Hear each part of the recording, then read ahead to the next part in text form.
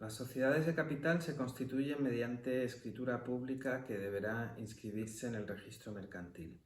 Ese es el mecanismo previsto por la Ley de Sociedades de Capital para la constitución y adquisición de la personalidad jurídica, la que corresponda luego al tipo social elegido, esto es, principalmente con los atributos propios de la limitación de responsabilidad, en el caso de las dos sociedades de capital por excelencia, la sociedad anónima y la sociedad de responsabilidad limitada. Esa escritura pública, esa escritura de constitución, deberá incluir una serie de menciones en las cuales estarían la propia identidad de los socios, esa voluntad de constituir una sociedad de capital con la elección del tipo, las aportaciones que cada socio realice o se haya obligado a realizar y las acciones o participaciones que reciben esos socios a cambio. Y, entre otras cosas, una muy importante que forma parte de la escritura de la sociedad de constitución es los estatutos de la sociedad. Los estatutos de la sociedad van a regir la vida de la misma y tienen, vamos a decir así, una vocación dinámica, en el sentido de que los estatutos sociales pueden ser modificados en cualquier momento y de hecho es muy frecuente su modificación desde un aumento o reducción de capital al cambio de cualquier cláusula, al modificar el objeto social, el domicilio o la propia denominación de la sociedad, e incluso las llamadas modificaciones estructurales, entre las que figura, por ejemplo, la transformación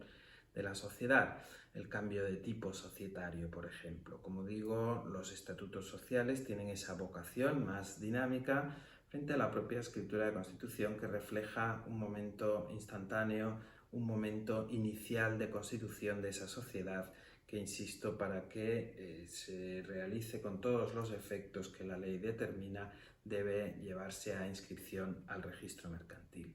En los estatutos sociales hay una serie de menciones que son obligatorias, que son fundamentales, muchas de ellas las propias que atribuyen a la característica de los atributos de la personalidad jurídica, las que identifican a la sociedad, el nombre, el domicilio, el objeto social, y otras menciones estatutarias igualmente importantes. El capital social, por supuesto, el sistema de administración o también, en su caso, otras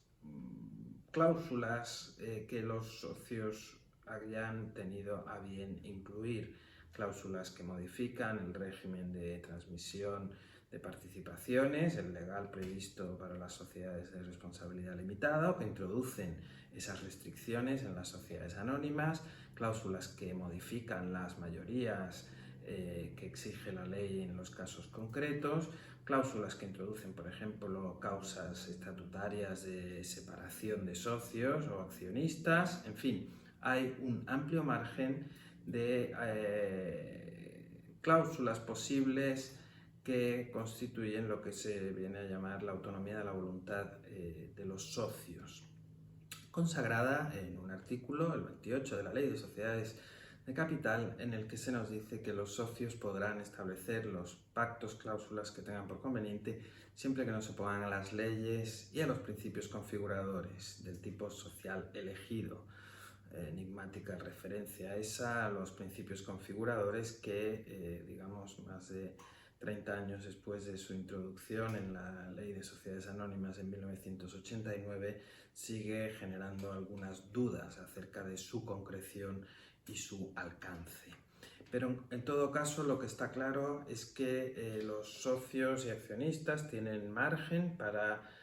poner cláusulas estatutarias que de alguna manera contribuyan a personalizar la sociedad, a enriquecerla. Es por eso aconsejable huir de estatutos estandarizados y esforzarse un poco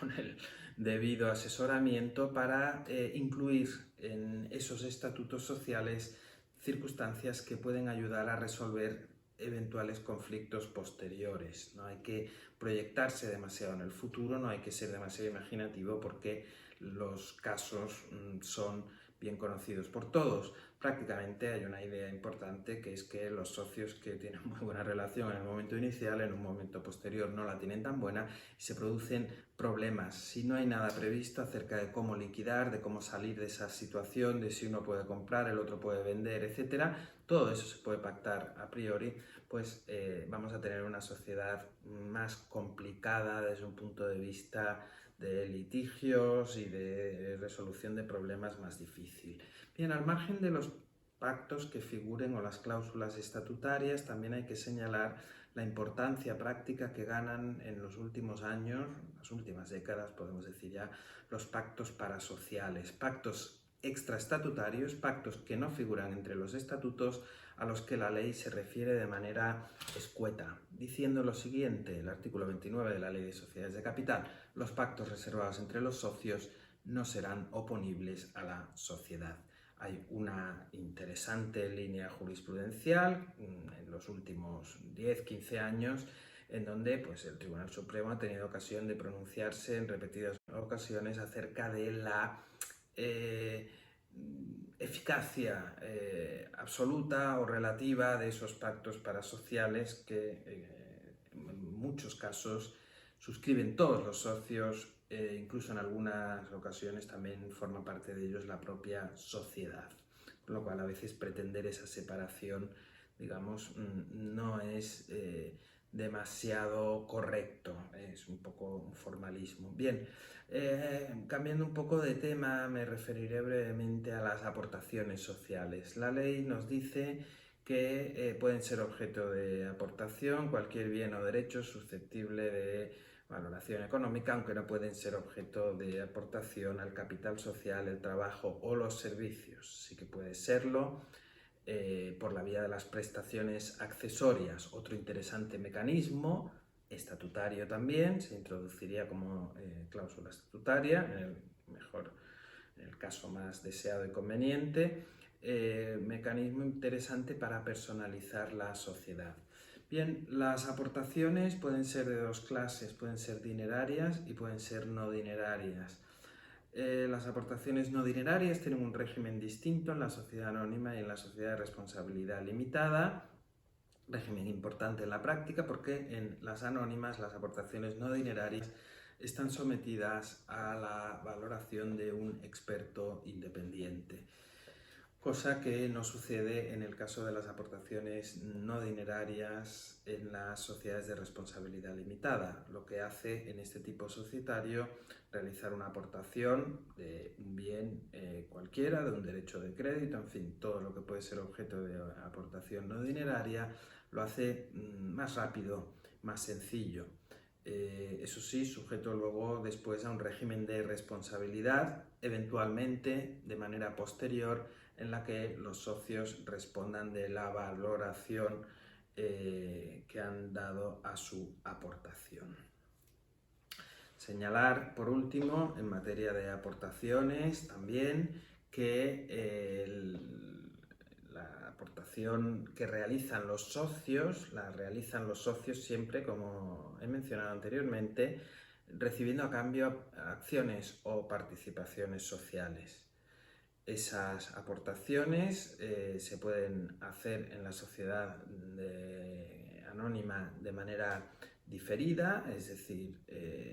realizar el desembolso en algún plazo, no necesariamente de manera unitaria, mientras que en la sociedad de responsabilidad limitada sí que se exige que esa aportación se lleve a cabo de manera íntegra en el momento de constitución de la sociedad. Las aportaciones se integran en el capital social y esto es fundamental. Es fundamental la manera en que la sociedad se dota de recursos propios y hay una práctica muy habitual consistente en que los socios prestan dinero a la sociedad, con lo cual ese dinero no es de la sociedad, ese dinero lo tiene que devolver la sociedad, lo cual genera a veces problemas para la misma que debe dinero y en muchos casos de entrada a sus propios socios. En fin, todo esto son cuestiones que merecen un desarrollo más detallado que haremos en otro lugar.